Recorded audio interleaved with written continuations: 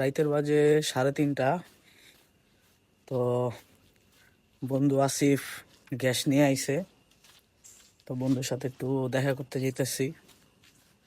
আর একটু চা খাইতে যেতেছি, চাটা খাই একটু আড্ডা দিয়ে আসবো বন্ধুর সাথে। আর অনেকদিন পরে দেখা বন্ধুর সাথে। বন্ধুর গাড়িটাও দেখাবো আপনাদের, অবস্থা খুব খারাপ, অ্যাক্সিডেন্ট কইরা গাড়িতে। আসিফ আসতেছে, এই সে ভাইয়ের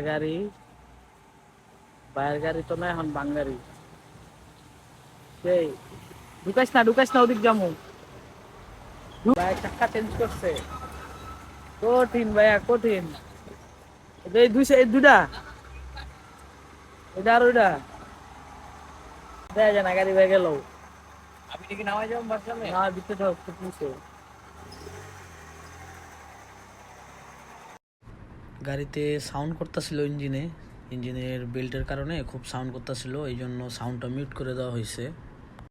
রাতের বাজে 3টা, রাস্তায় কেউ নাই। আমরা আমাদের এলাকার সামনে, রাস্তাটা কি সুন্দর, ওয়েদারটা খুব সুন্দর। গ্যাস কিনে নেই বন্ধু, আসিফ আসছে, আমরা এখন গাড়ির ভিতরে আসছি। তো বন্ধু কিছু বলো। বললাম আজকে গ্যাসের সংকট দেখে আর শিয়াবরে পাওয়া যায় না। গ্যাসের সংকট না থাকলে শিয়াবরে পাওয়া যায়, বিপদের সময় পাওয়া যায় না। গ্যাসের সংকট দেখে আমারে পাওয়া যায় না, অথচ কালকে 5.5 ঘন্টা লাইনে লাগায় 432 টাকার আমরা গ্যাস নিছি। ঠিক আছে, এই জন্য ওই একদিন পাওয়া যায় আর 6 দিন পাওয়া যায় না, ওই একদিন জোড়া ভাগে পাওয়া যায়। একদিন জোরে বলে ভাই, আমরা গরিব মানুষ, আমগোর কাজ কাম করতে রাইতে গেলে ভাইয়ের পকেটে যখন ভরপুর মাল তখন ভাইয়া থাকে না, ভাইয়েরা খুঁজা পাওয়া যায় না। এই ঘটনা। আমার ভাই কিন্তু অনেক বড় লোক মানুষ। আর পিছে আছে আমাদের ছোট ভাই আবিদ, সে সালসা খায় টাল হয়ে গেছে।